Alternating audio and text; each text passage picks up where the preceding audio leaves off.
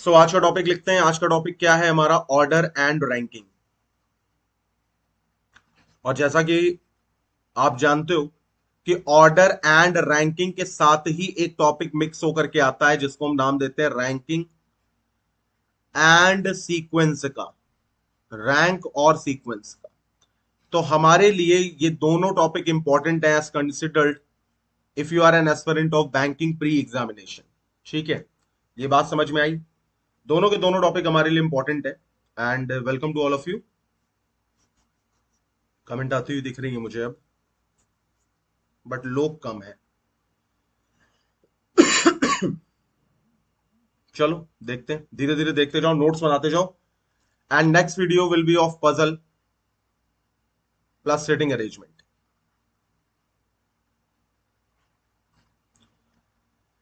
तो सबसे पहले हेडिंग डाल दो ऑर्डर एंड रैंकिंग। ऑर्डर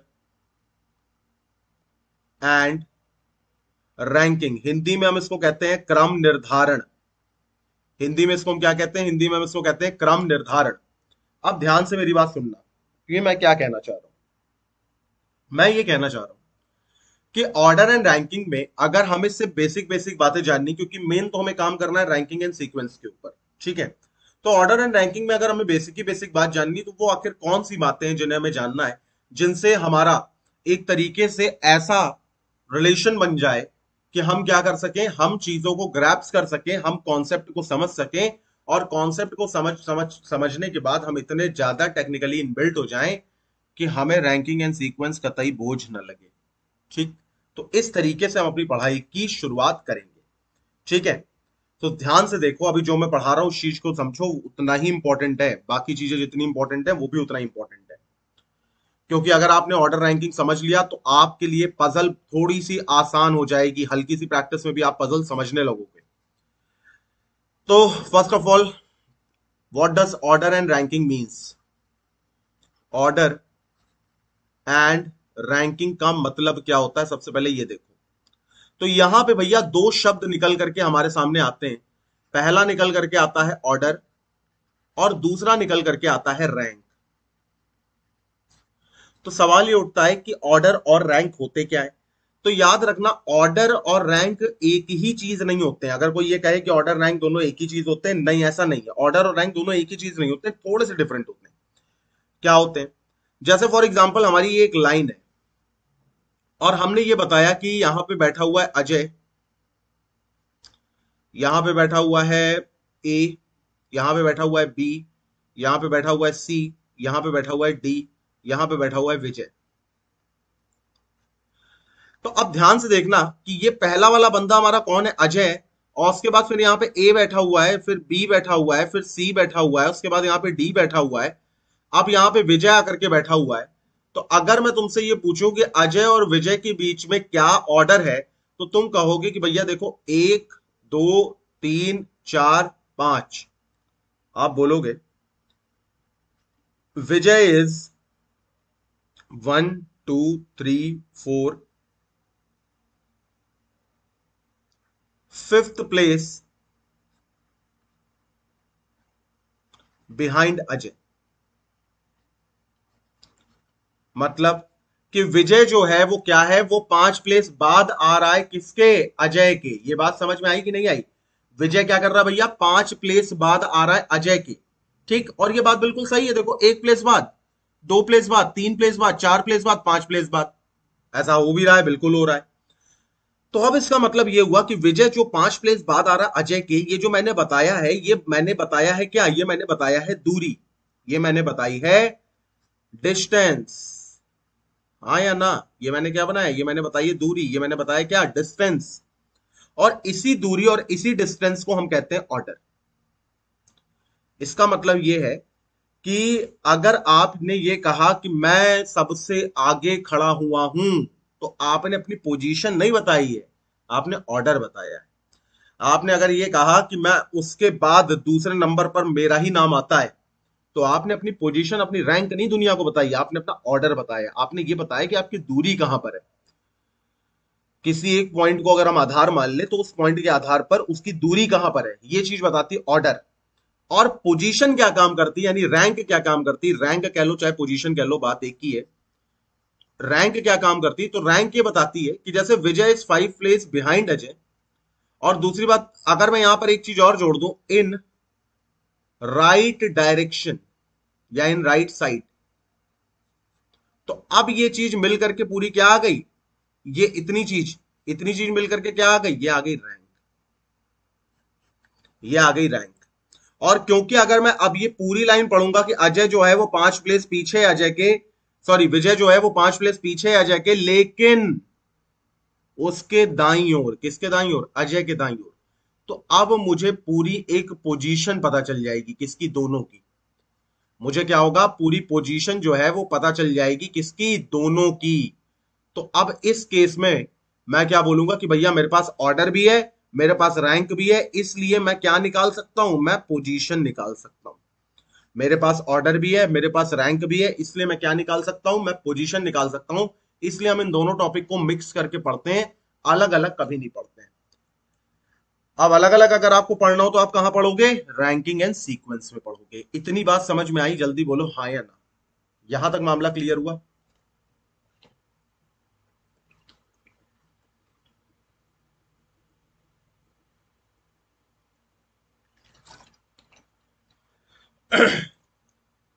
यहां तक तो मामला क्लियर हो गया ना।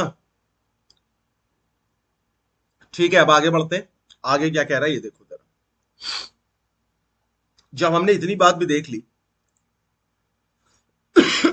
तो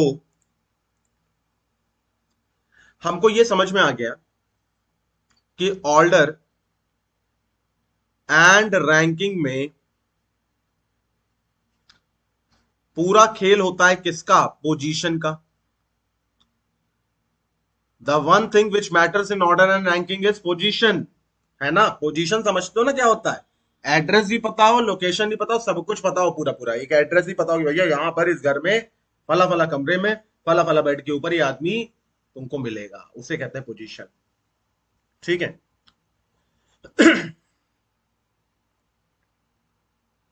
चलो समझ में आ रहा है, अच्छी बात है।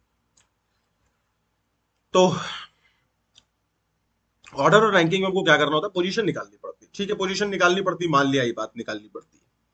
तो पोजीशन निकालनी पड़ती है, तो किसकी निकालनी पड़ती है, तो जाहिर सी बात है भाई किसी पर्सन की निकालनी पड़ती है। और पर्सन को निकालनी पड़ती है तो ये भी जाहिर सी बात है कि किसी रेफरेंस में दूसरे पर्सन को भी लिया जाता होगा, है ना। रेफरेंस में कोई अदर पर्सन भी लिया जाता होगा। अब यार देखो, किसी की पोजीशन अगर आपको निकालनी है तो आप दूरी और डायरेक्शन देखोगे, तो दूरी और डायरेक्शन के लिए आपको कुछ ना कुछ तो रेफरेंस लेना पड़ेगा ना। नहीं कोई रेफरेंस है तो लाइन का ही रेफरेंस ले लो कि भैया एक लाइन में या एक रो में अगला आदमी लेफ्ट हैंड से इतने पोजीशन पर बैठा है।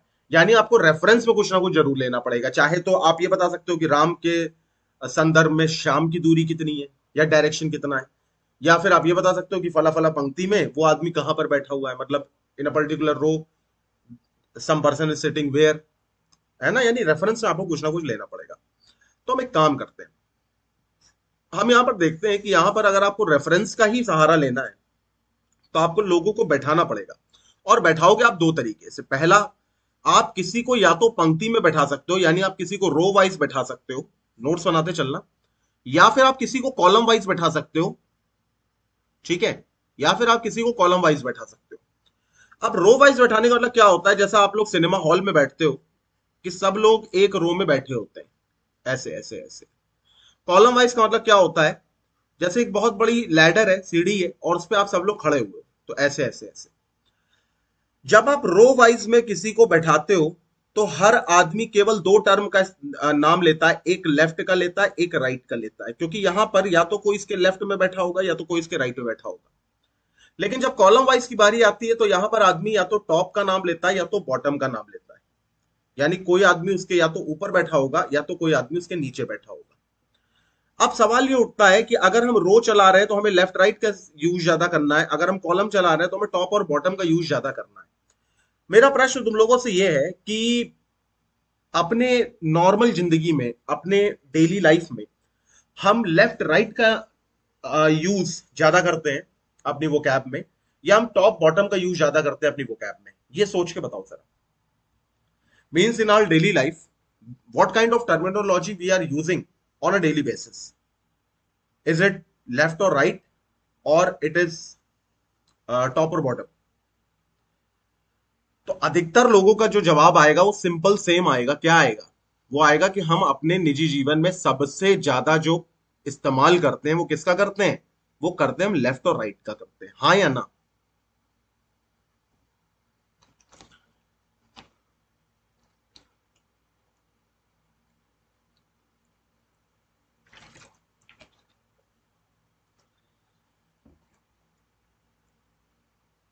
ऐसा होता है ना?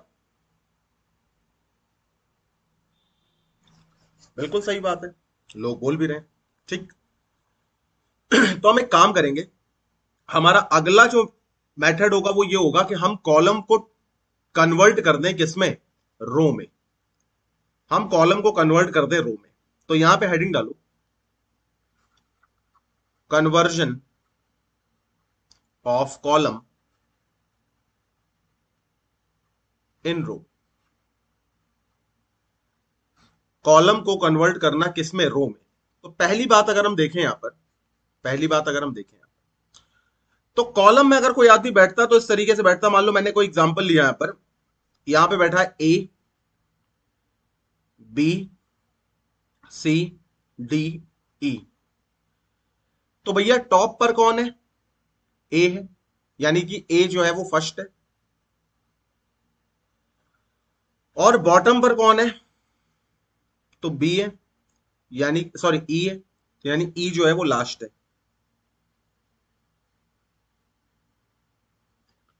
ई है यानी ई जो है वो लास्ट है।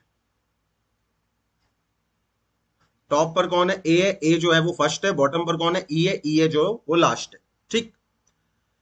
अब अगर हम इसको एंटी क्लॉकवाइज घुमाएं, एंटी क्लॉकवाइज तुम्हें पता है ना, जैसे मान लो ये घड़ी की एक सुई है, तो ये तो इस तरीके से चलेगी, तो ये तो क्लॉकवाइज हो गया। लेकिन अगर मान लो ये कोई सुई इस तरीके से चले तो वो एंटी क्लॉकवाइज कहलाती है। इस तरीके से अगर मान लो कोई भी सुई चले तो उसको हम क्या कहते हैं? उसको हम कहते हैं एंटी क्लॉकवाइज, यानी वो घड़ी के विपरीत दिशा में चल रही है। तो सवाल ये उठता है, जैसे मान लो कि अगर इस रो को अगर मान लो हम एंटी क्लॉकवाइज घुमाएं यहां पर इस तरीके से, और इसको मान लो हम यहां पर घुमाएं एंटी क्लॉकवाइज इस तरीके से, तो अब होगा क्या कि ये बिल्कुल आकर के इस तरीके से लेट जाएगा और ये इस तरीके से आ जाएगा। यहां पर ए आ जाएगा, यहां पर बी आ जाएगा, यहां पर सी आ जाएगा, यहां पर डी आ जाएगा, यहां पर ई आ जाएगा। ठीक। अब यहां इस रो में भी देखो क्या है, ए जो है वो लेफ्ट मोस्ट पर है और फर्स्ट नंबर पर है। ई जो है वो क्या है? वो बॉटम मोस्ट पर, राइट मोस्ट पर है और लास्ट है हमारा। तो कहीं ना कहीं तुमने एक चीज कॉमन देखी होगी कि हमने क्या किया, जो आदमी हमारा फर्स्ट में था वो आदमी देखो हमारा यहां पर भी फर्स्ट में, जो आदमी हमारा यहां देखो लास्ट में था वही आदमी देखो यहां पर भी हमारा लास्ट में। ऐसा हो रहा है कि नहीं हो रहा है? इसका मतलब हमने बिल्कुल सही कन्वर्जन किया है। यानी कि इस कन्वर्जन से हमने सिर्फ एक बात यहां पर सीखी, और वो बात क्या है? वो बात यह है कि अगर आप टॉप को लेफ्ट में कन्वर्ट कर दो, ये देखो टॉप को अगर आप लेफ्ट में कन्वर्ट कर दो और अगर आप बॉटम को राइट में कन्वर्ट कर दो, अगर आप बॉटम को राइट में कन्वर्ट कर दो, तो उस केस में क्या होगा? तो उस केस में सिंपल सा एक काम मानो कि आपका जो कॉलम है वो कन्वर्ट हो जाएगा किसमें? रो में। यहां तक बात समझ में आ गई? ये बहुत इजी वे में बता रहा हूं मैं, और कुछ लोगों ने मुझसे पहले ही यहां पर कर दिया, ये देख के अच्छा लगा। ठीक है।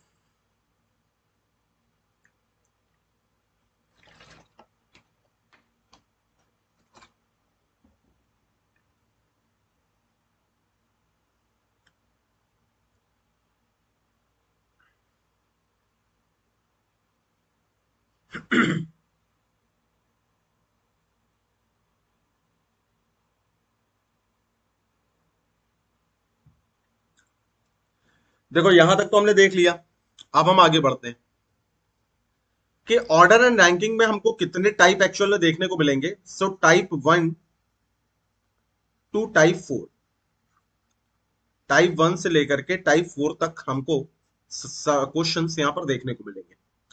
टाइप 1, टाइप 2, टाइप 3, टाइप 4 ये सब होते क्या है? तो फर्स्ट वाला जो हमारा टाइप होता है वो होता है सिंगल पर्सन केस।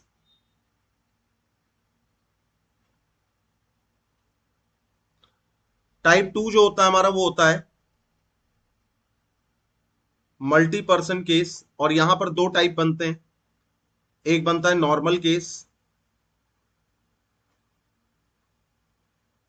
एक बनता है ओवरलैप केस।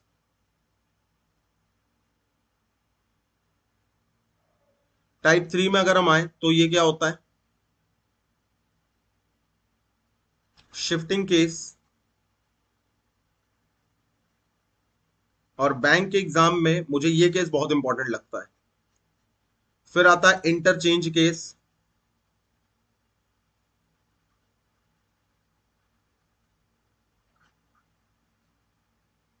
मुझे ये भी बहुत इंपॉर्टेंट लगता है, इतना नोट आउट कर लो।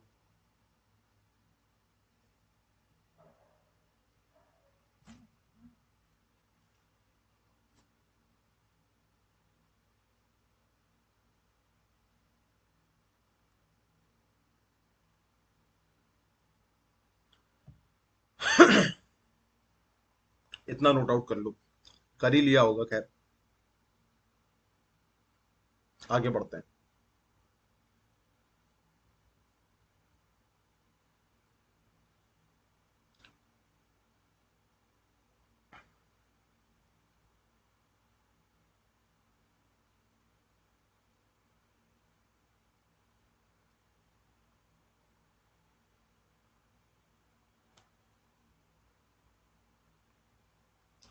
टाइप 1 की तरफ आते हैं,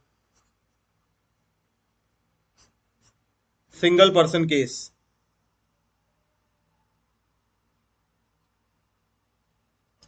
सिंगल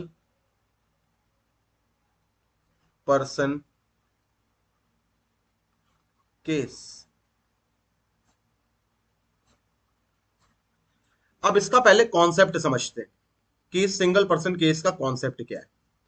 और कॉन्सेप्ट समझने से पहले एक बात और ध्यान में रखना कि भैया इस टाइप के क्वेश्चन में चाहे आप फॉर्मूले की बात करो, चाहे आप ट्रिक की बात करो, चाहे आप किसी भी चीज की बात करो, मैं सिर्फ जो भी चीज आपको बताऊंगा फिर सिर्फ दो ही बताऊंगा बस। मतलब टोटल आपको दो फॉर्मूले समझने हैं, टोटल आपको दो फॉर्मूले याद करने हैं, चाहे फॉर्मूला कह लो, चाहे कॉन्सेप्ट कह लो, ट्रिक कह लो, मेथड कह लो, टेक्निक कह लो, कुछ हो कह लो, डजंट मैटर।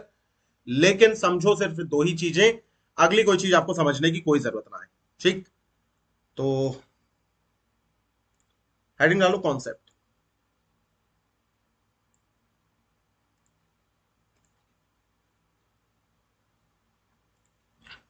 अब कॉन्सेप्ट ये कहता है कि फॉर एग्जाम्पल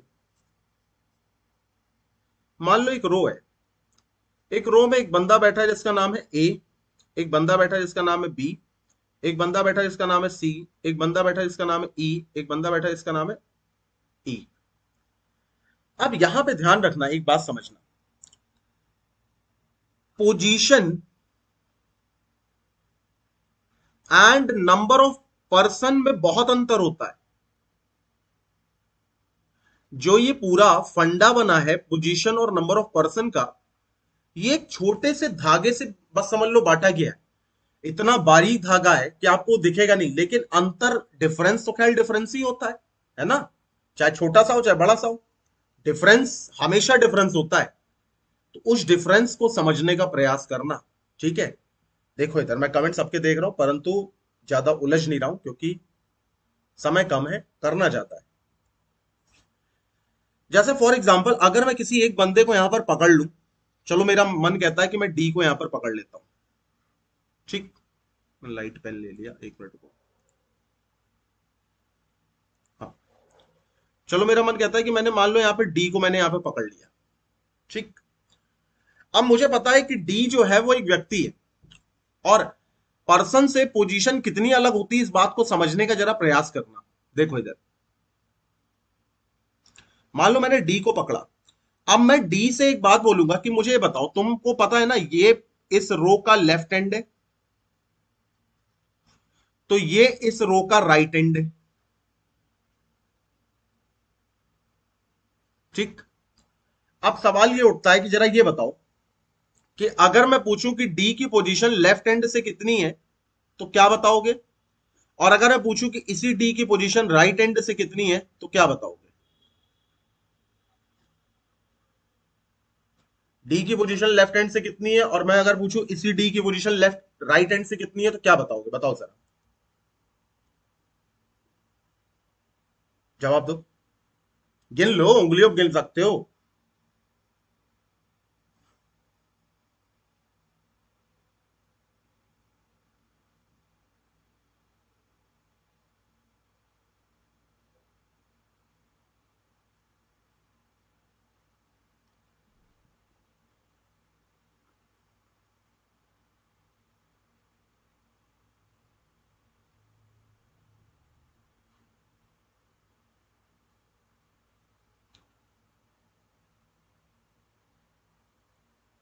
बहुत सही।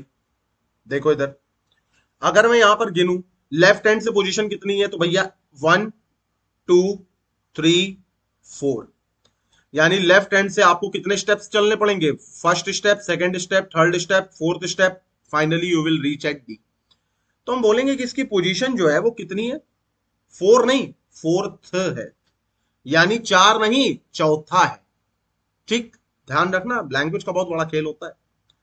अगर राइट साइड से बोले तो आपने एक कदम चला और आप डी तक आ गए, यानी एक नहीं, फर्स्ट है। ठीक, ठीक, कितनी हो गई, एक नहीं फर्स्ट है, सॉरी फर्स्ट कह रहा हूं, एक मिनट रुको। चलना तो ये आप यहां से शुरू करोगे ना, फर्स्ट सेकंड, तो दो नहीं कितनी है, सेकंड है। ठीक है, दो नहीं कितनी है, सेकंड है, हाँ बिल्कुल सही, L4 R2। देखो इधर, अगर मैं यहां पर देखूं कि इन दोनों की पोजीशन कितनी है तो यहां पर अगर मैं इन पोजीशन को टोटल करूं तो ये टोटल पोजीशन कितनी आ रही है, ध्यान से देखना, समझने वाली बात है ये। अगर मैं इन दोनों पोजीशन को जोड़ दूं तो टोटल पोजीशन कितनी आ रही है, 6 नहीं, 6 आ रही है, क्योंकि 4 और 2 को जोड़ोगे तो 6 आएगा, छठी, यानी टोटल पोजीशन कितनी आ रही है, 6 आ रही है। लेकिन अगर मैं टोटल पर्सन की बात करूं तो कितने पर्सन आ रहे हैं, अगर यहां पर मैं टोटल पर्सन की बात करूं तो कितने पर्सन आ रहे हैं भाई, 1 2 3 4 5, टोटल पर्सन कितने, 5। अब देखो, अब वो आता है वो थ्रेड लाइन डिफरेंस, यानी धागे मात्र का अंतर। धागे मात्र का अंतर समझते हो ना, मतलब कोई अंतर नहीं लेकिन अंतर है। अंतर ये है कि आपने देखा कि अगर मुझे 5 लोगों को बैठाना है तो मुझे पोजीशन जो है वो 6 लेनी पड़ेगी। समझ में आई बात, क्या बोला मैंने, अगर आप लोगों को 5 लोगों को बैठाना है तो आप लोगों को पोजीशन जो है वो 6 लेनी ही पड़ेगी, हर हाल में लेनी पड़ेगी, चाहे जो कर लो, लेना तो पड़ेगा भैया। सवाल ये उठता है कि ठीक है समझ गए, पर लेकिन यहां से हम सीखे क्या, तो यहां से पता आप क्या सीखे, यहां से आप एक बात सीखे, क्या, आप ये सीखे कि पर्सन जो होते हैं वो ऑलवेज लेस देन होते हैं किससे, पोजीशन से, मतलब पोजीशन हमेशा बड़ी होती है किससे, पर्सन से। और दूसरी बात जो हम सीखे वो क्या सीखे, कि अगर देखो सेम केस में एक 5 आ रहा है, एक 6 आ रहा है, क्या सीखे कि अगर हम पोजीशन में 1 घटा देंगे तो हमको पर्सन मिल जाएंगे, मिलेंगे या नहीं मिलेंगे। दूसरा, अगर हम पर्सन में 1 जोड़ देंगे तो हमको टोटल पोजीशन मिल जाएगी।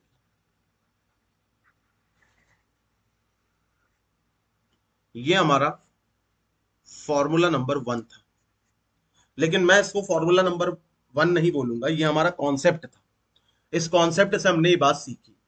अगर आपको नहीं समझ में आ रहा तो मैं एक एग्जांपल और देता हूं, उससे आपको समझ में आ जाएगा। मान लो आपके पार्क में एक बेंच है और बेंच पे 2 लड़कियां बैठी हैं, एक का नाम है मीना तो एक का नाम है गीता। और अगर मैंने आपसे ये पूछा कि बताओ मीना की पोजीशन लेफ्ट हैंड से कितनी है, तो आप बोलोगे मीना की पोजीशन लेफ्ट हैंड से फर्स्ट है।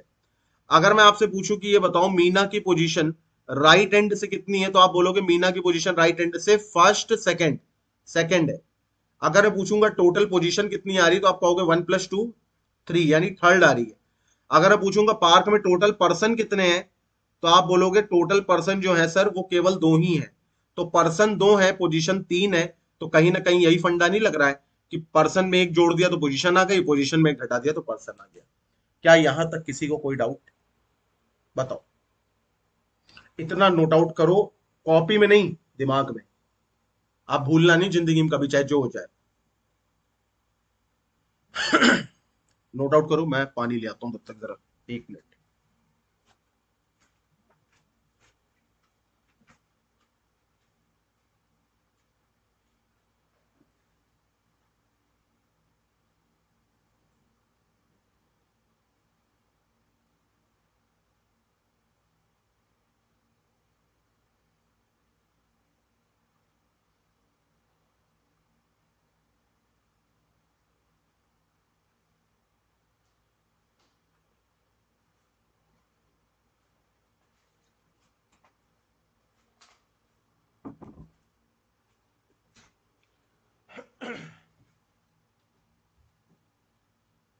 चलो आगे बढ़ते हैं। अगर डाउट ही नहीं तो आगे बढ़ते हैं। तो यहां तक हम लोगों ने एक बात तो समझ ली, अब हमें समझनी दूसरी बात। दोनों बातें यहीं पे समझ लेते ताकि ज्यादा कुछ समझने की जरूरत ना पड़े। दूसरी बात यह है कि जैसे फॉर एग्जाम्पल, फंडा नंबर 2, फॉर एग्जाम्पल अगर मान लो हमने यहां पर एक रो लिया और रो में हमने एक पर्सन को बैठाया, मान लो जिसका नाम है राजन,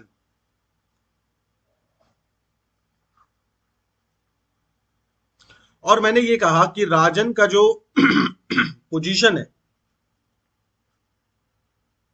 पहले नॉर्मल बनाते हैं बाद में बताते हैं। मैंने कहा राजन की जो पोजीशन है वो लेफ्ट हैंड से कितनी है, 4th है, और उसी राजन की पोजीशन राइट हैंड से कितनी है, 6th है। ठीक है। सबसे पहली बात यहां पे ध्यान देने वाली है वो ये है कि रो में केवल एक ही पर्सन का नाम हमने यूज करा है, यानी ये केस है सिंगल पर्सन। रो में केवल एक ही पर्सन का हमने नाम यूज किया है, यानी ये केस है सिंगल पर्सन। ठीक, अब हम आगे बढ़ते हैं। अगर हम देखें यहां पर तो कितना भैया टोटल पोजीशन आ रही है, 6 4 10 आ रही है। इस केस में हम अगर आपसे पूछें कि how many person are sitting in a row, how many person are sitting in a row, row में कितने बच्चे या पर्सन, व्यक्ति बैठे हैं, ये बताना है आपको। तो सवाल ये उठता है कि आपने देखा कि टोटल पोजीशन कितनी आ रही है, 4 + 6। तो आपने देखा कि टोटल पोजीशन कितनी आ गई, 4 + 6, यानी कि 10 नहीं, 10th। और हमें एक बात तो यहां पता ही है ना कि पोजीशन में अगर हम 1 माइनस कर देंगे तो उनको पर्सन मिल ही जाएगा। सो अगर हम पोजीशन में यहाँ पे 1 माइनस कर दें तो उनको पर्सन तो मिल ही जाएगा, यानी पर्सन टोटल कितने आ गए, 9 आ गए। आए कि नहीं आए? ये मैंने तुम्हें दूसरे तरीके से बताया है। अब मैं वो नहीं बता रहा हूं total is equal to left plus right -1, अब उससे आगे बढ़ चुके हो आप लोग, समझ में आई बात। लेकिन फिर भी क्योंकि जो लोग आगे नहीं बढ़े हैं तो उनको मैं बता देता हूं कि अगर यहां पर मान लो इस तरीके का प्रश्न अगर बनता है तो आपने क्या देखा, आपने यहां पे देखा कुल व्यक्ति, कुल व्यक्ति में आपने एक घटाया, सॉरी कुल पोजीशन, कुल पोजीशन में आपने एक घटाया, और जैसे ही आपने कुल पोजीशन में एक घटाया आपको 9 यहां पर मिल गया। लेकिन इसी चीज को कुछ पुरानी किताबें इस तरीके से बताती हैं कि आपको यहां पे निकालना पड़ता है total is equal to left plus right -1। आपको इसको कुछ इस तरीके से निकालना पड़ता है कि लेफ्ट प्लस राइट -1, क्योंकि आपने देखा भैया लेफ्ट कितना हमारा 4 है, राइट कितना हमारा 6 है, और एक घटा दिया तो 6 4 10, 10 में से एक घटाया 9। तो जैसे मानना वैसे मान लो, मैं तो कह रहा हूं एक ही फॉर्मूला याद रखो, यही वाला, इसी से सारा काम तुम्हारा हो जाएगा। लेकिन अगर कुछ लोगों ने किताबों से पढ़ा है तो वो भी याद कर सकते हो, कोई दिक्कत वाली बात नहीं, कोई कहीं कोई विडंबना नहीं है इसमें, नो प्रॉब्लम एट ऑल। ठीक है, आगे बढ़ते हैं। अब आगे बढ़ने पे मैं सिर्फ 2 क्वेश्चन दूंगा, उसके बाद टाइप 1 डिक्लेयर कर दूंगा कि खत्म हो गया। क्या है वो 2 क्वेश्चन, देखो इधर। क्वेश्चन ये है इन अ रो, एक रो में Mohan is ninth from left hand and 29th from right hand, find total person sitting in a row. TP का मतलब होता है total person sitting in a row. क्या आंसर निकालोगे बताओ जरा।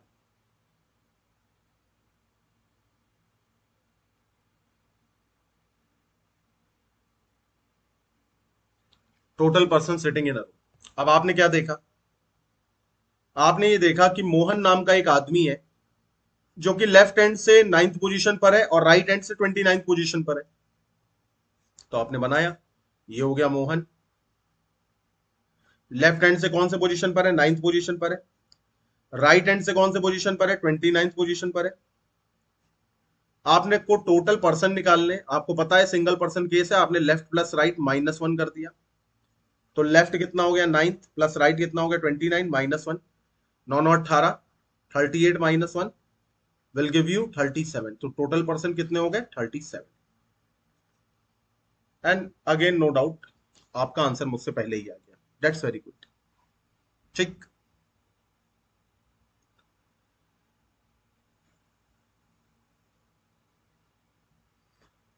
लास्ट क्वेश्चन इस टाइप का, उसके बाद टाइप 2 पर आते हैं। In a row of 37 students,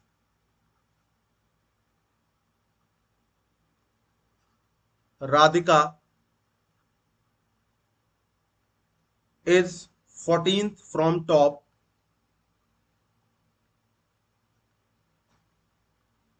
find her position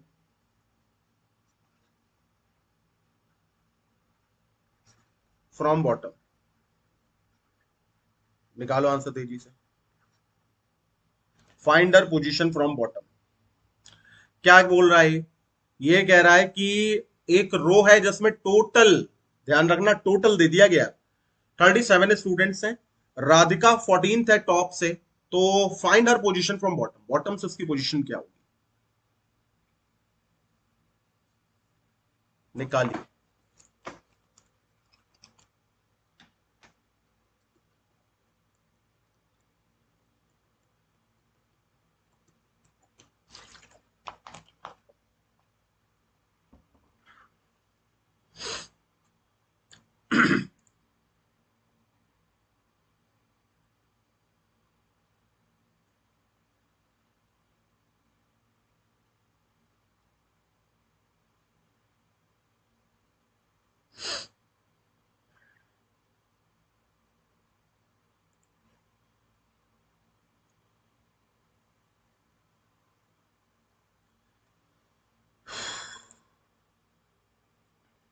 तो आंसर आना शुरू हो गया, बहुत बढ़िया।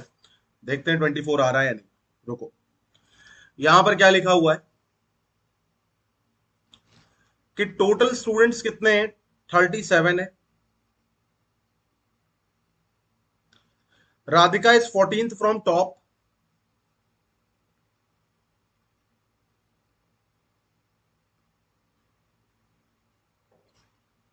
और राधिका की स्थान हमें बॉटम से निकालना है। तो पता है ना क्या होता है, टॉप को हम क्या मान लेते हैं, लेफ्ट मान लेते हैं, बॉटम को हम क्या मान लेते हैं, राइट मान लेते हैं, अभी बताया था। तो लेफ्ट और राइट तो हम मान ही लेते हैं।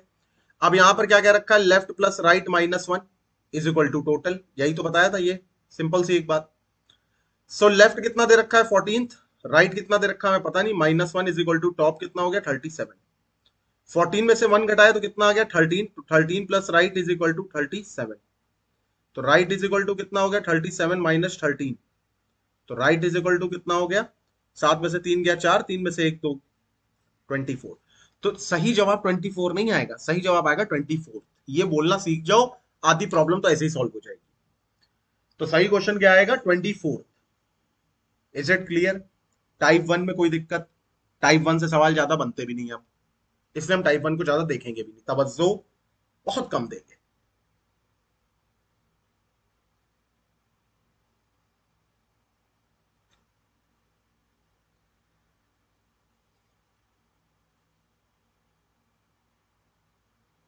एक कहावत है पुरानी कि don't feel sorry if you are wrong while practising, जिंदगी में नहीं, feel sorry if you doesn't do anything.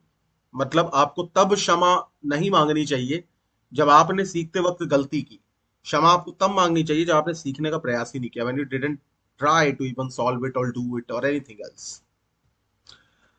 ठीक है, चलो आगे बढ़ते हैं, टाइप टू की तरफ आते हैं। टाइप टू क्या कह रहा है?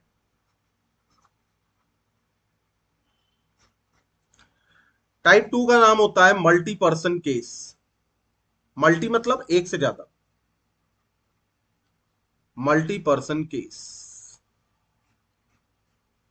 इसका मतलब क्या हुआ कि यहां पर आपको टू और मोर देन टू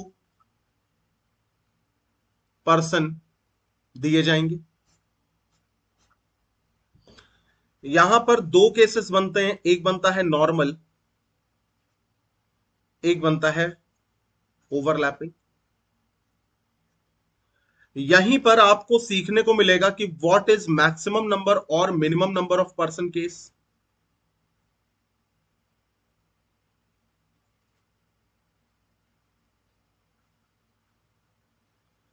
यहां पर आपको देखने को मिलेगा कि मैक्सिमम नंबर और minimum number of person case क्या होता है, नॉर्मल ओवरलैप क्या होता है, और दो से ज्यादा पोजीशन यहां पर आपको दी जाती है। यहां पर जो मेजर रोल होता है वो किसका होता है? इस केस में जो मेजर रोल होता है वो किसका होता है? तो इस केस में जो मेजर रोल होता है वो होता है किसका? सबसे पहला कि सेकंड पर्सन की पोजीशन क्या है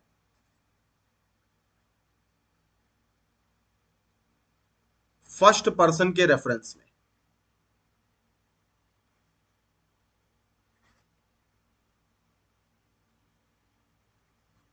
क्या बोला मैंने? कि यहां पर सबसे बड़ी बात यह है कि आपको यह पता होना चाहिए कि जो हमारा सेकंड पर्सन है, भाई रो में दो लोग आते हैं ना हमेशा, मिनिमम तो दो ही आएंगे क्योंकि मल्टीपल पर्सन केस है। तो यहां पे जो एक सबसे बड़ा जो हमारा जो पंगा है वो ये है कि हमको ये जानना है कि इस रो में जो टोटल नंबर ऑफ पर्सन होते हैं, सॉरी, इस रो में जो सेकंड पर्सन है वो सेकंड पर्सन फर्स्ट पर्सन के रेफरेंस में बैठ कहां रहा है। और दो ही केस बन सकते हैं, या तो लेफ्ट में बैठेगा तो राइट में बैठेगा, उसके ऊपर तो बैठेगा नहीं। ठीक, तो दो ही केस बन सकते हैं, ये भी बात हमको पता है। तो सवाल ये उठता है कि अगर हिंदी में लिखो, मतलब मैं यहां पे नोट बना करके लिखा रहा हूं, नोट बना करके ही लिखो। इफ सेकंड पर्सन, ये मैं अपना ज्ञान आपको दे रहा हूं, ये किसी किताब में आपको नहीं मिलेगा। अगर आपको पहचानना है ऑर्डर रैंकिंग पे, अगर आपको मास्टरी करनी है तो आपको ये चीजें आनी चाहिए। ठीक, if second person is sitting on left side of first person, तो कौन सा केस होगा? नॉर्मल केस होगा।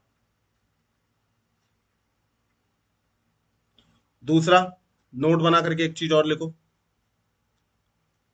If second person sitting on right side of first person, तो केस होगा ओवरलैप।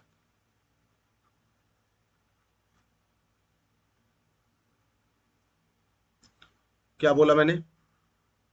अगर लेफ्ट साइड में है तो नॉर्मल केस है, अगर राइट साइड है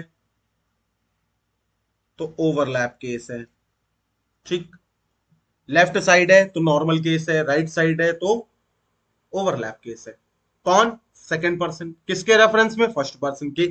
right each and every point, it is very important. Doesn't matter you are preparing for what kind of examination, but if reasoning comes in any kind of examination, mostly in one day examination, ultra important thing which I have written in front of you, बहुत important चीज है, इसको लिखो। और copy में लिखने से पहले अपने दिमाग में लिखो। लिखो, I am giving you 50 seconds time.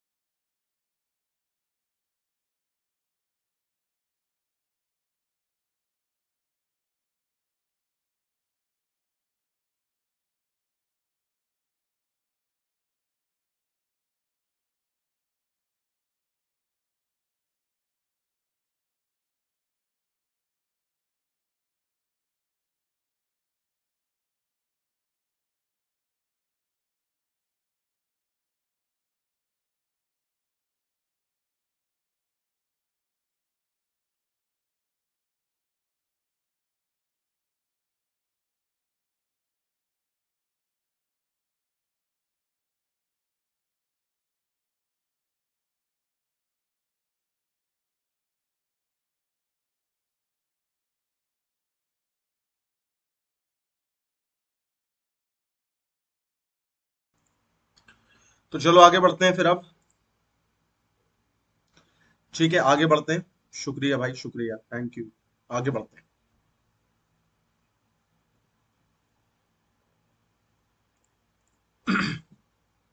ये तो हो गया अपना, ठीक। हेडिंग डालो normal case.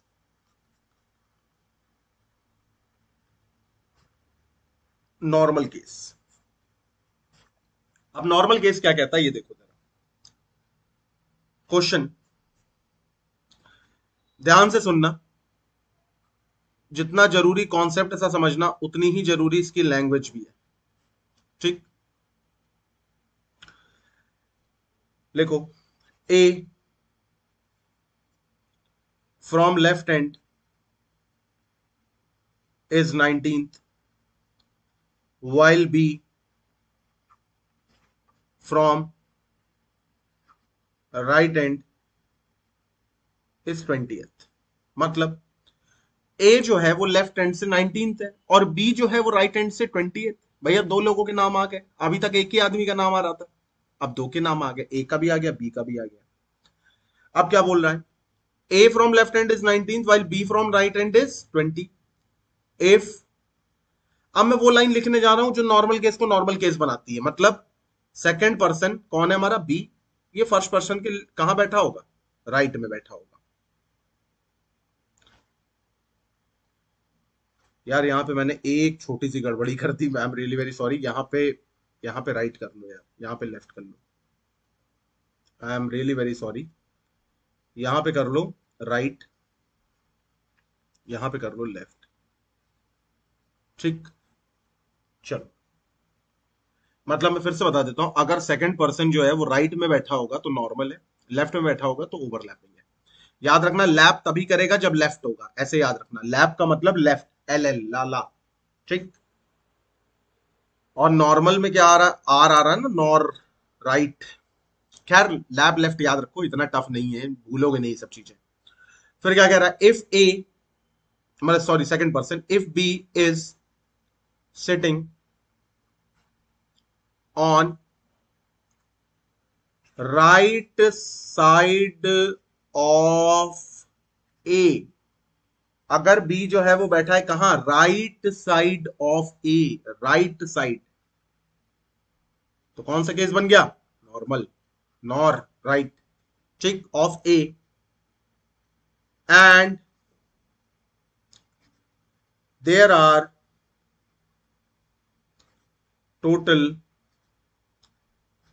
9 person sitting between them, find total person.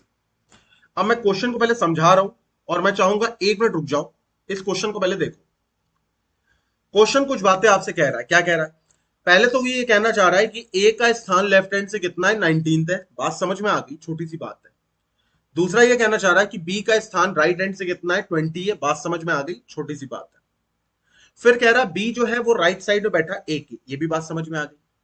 तीसरा, चौथा ये कह रहा है कि दोनों के बीच में, किसके, कौन दोनों के बीच? ए और बी के बीच में टोटल 9 पर्सन बैठे, ये भी बात समझ में आ गई। चार बातें बोली, ए की पोजीशन, बी की पोजीशन, फिर बी कहां बैठा है ए के रेस्पेक्ट में, चौथा टोटल उन दोनों के बीच में कितने लोग बैठे। ठीक। पांचवी चीज जो हमसे पूछी जा रही है, वो सवाल पूछा जा रहा है कि ये बताओ जरा टोटल पर्सन कितने होंगे। ये भी बात समझ में आ गई। अब निकालना शुरू करते हैं। तो पहले तो मैं आपको विद फिगर करना सिखाऊंगा, थोड़ी देर के अंदर विदाउट फिगर करना सिखा दूंगा, लेकिन पहले सीखो। सो ए की पोजीशन कितनी है? कितनी है? 19th है। बी की पोजीशन कितनी है? कितनी है? 20th है।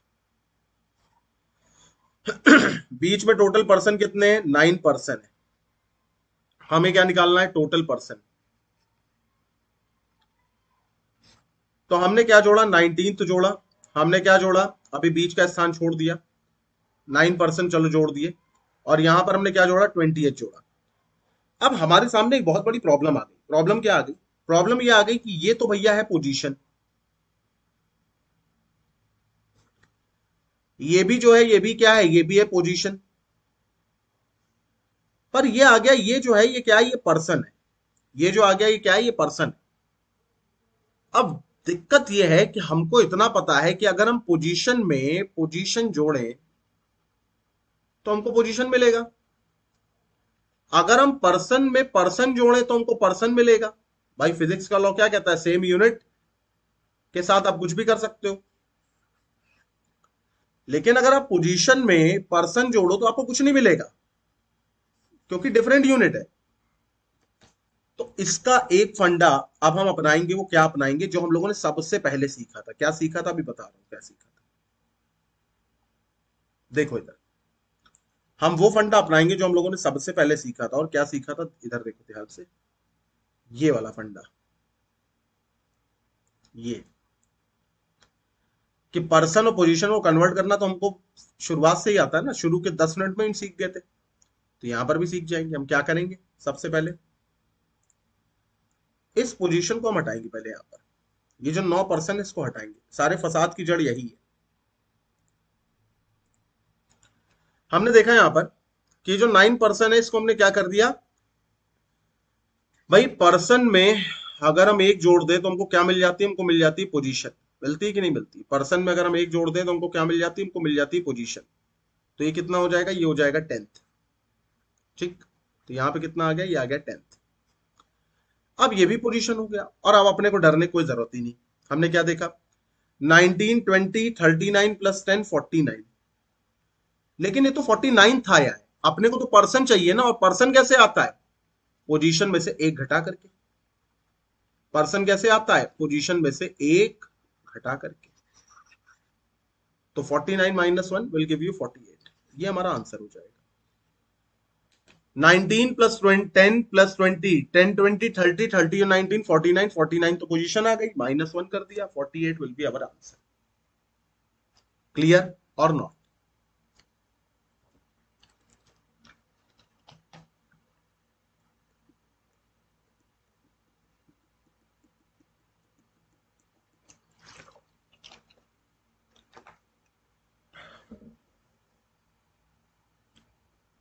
जहां तक मामला समझ में आ गया सभी को।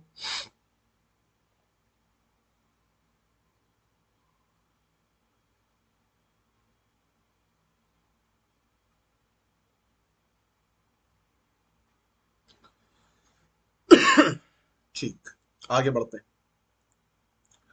अब इसी में मान लो एक सवाल अगर ये पूछा गया, second second question, find position of A from left hand. A की पोजीशन बताओ, सॉरी लेफ्ट हैंड से तो दे ही रखी है, राइट हैंड से बताओ।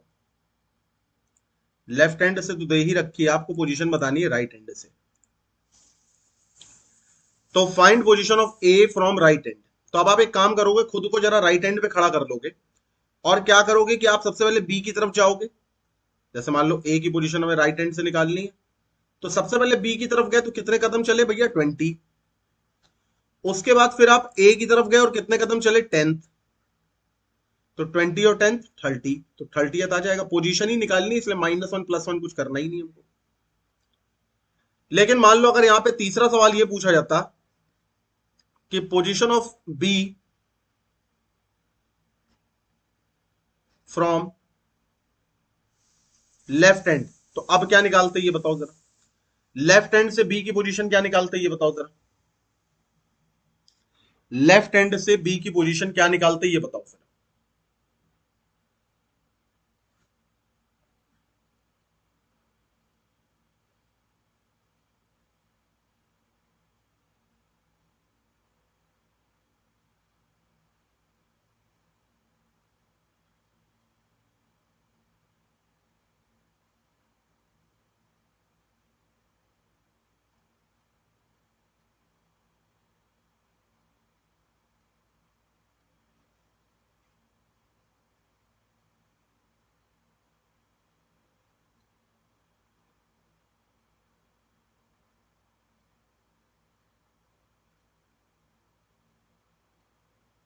क्या करेंगे इसमें, यहां पर, हाँ देखो इधर,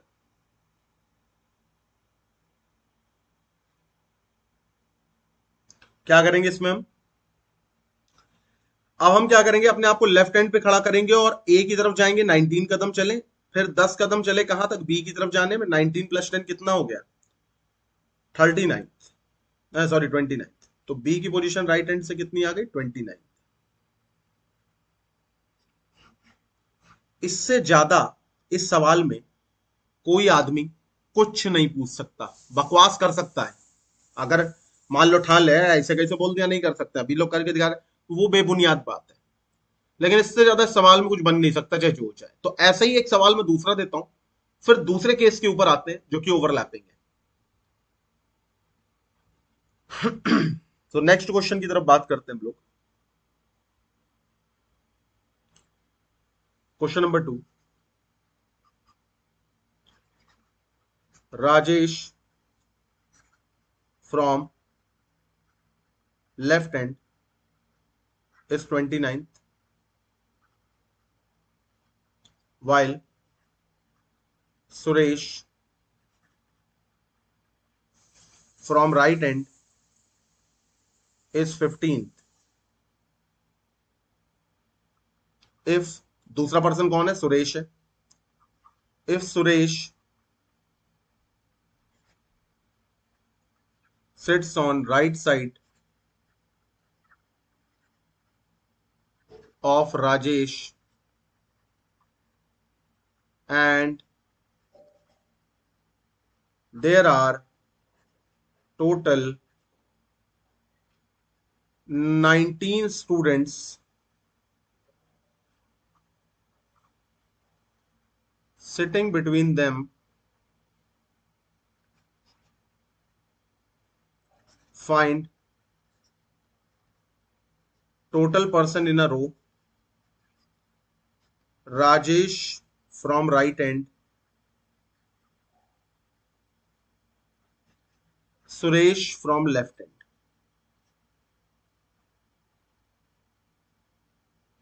Rajesh from right hand, Suresh from left hand,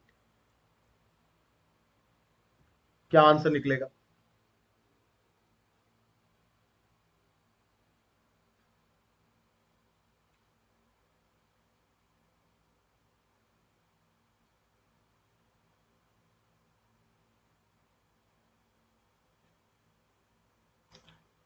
क्या आंसर निकालोगे बताओ जरा।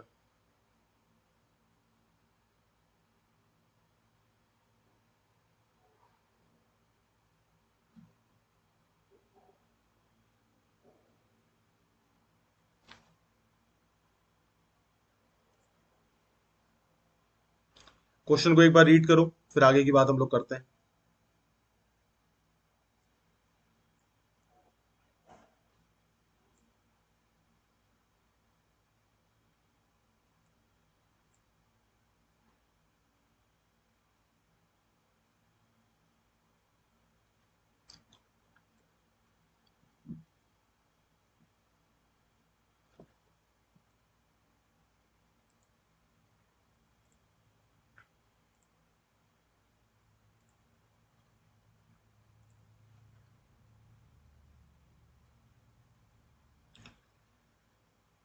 आंसर दो।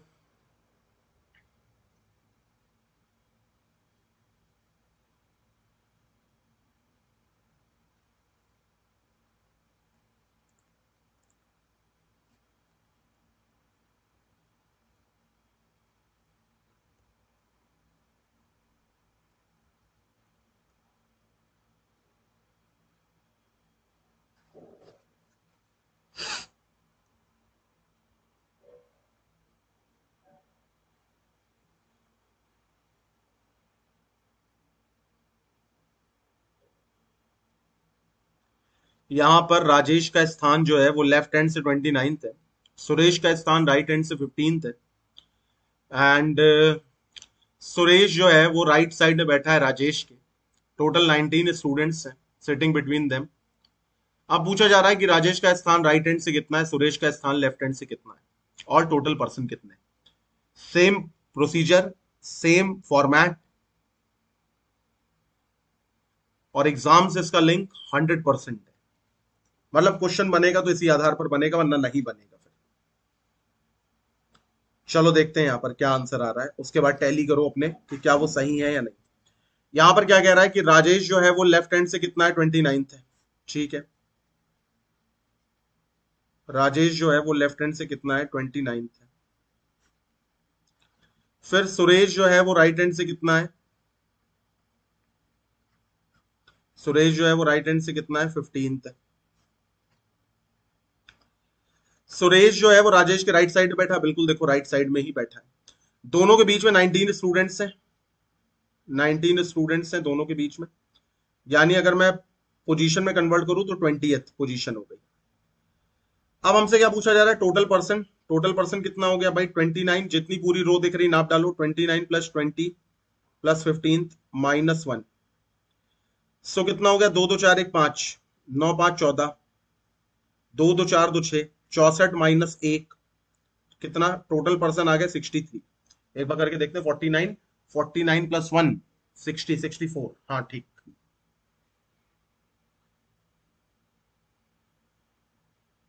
सही है। तो पहला तुमने निकाल लिया कि टोटल पर्सन कितने आ गए, 64 आ गए। अब हमसे सेकंड ये पूछा जा रहा है कि राजेश का स्थान लेफ्ट हैंड से कितना है, सॉरी राइट हैंड से कितना है।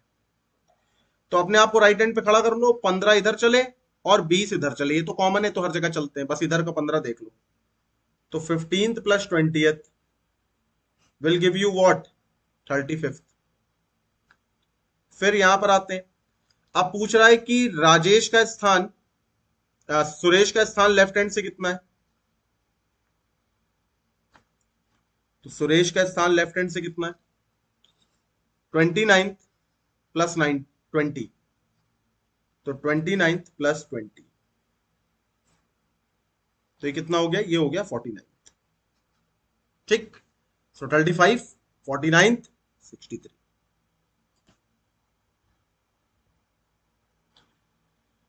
तो नॉर्मल केस हमारा यहां पर खत्म होता है। नॉर्मल केस में इससे ज्यादा और आपसे कुछ नहीं पूछा जा सकता है।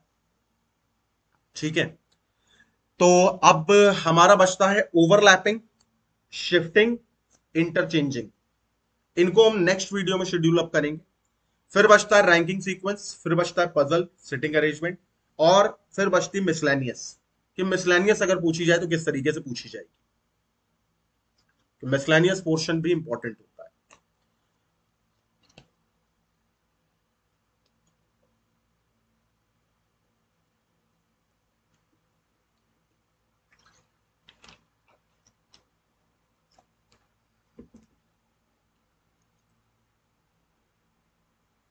सो नॉर्मल केस पे आज इस वीडियो को हम लोग एंड करते हैं। शुरुआत करेंगे नेक्स्ट क्लास की फ्रॉम ओवरलैपिंग, एंड फिर उसी कॉन्टिन्यूएशन में हम लोग सारी चीजों को आगे बढ़ाएंगे। ठीक है।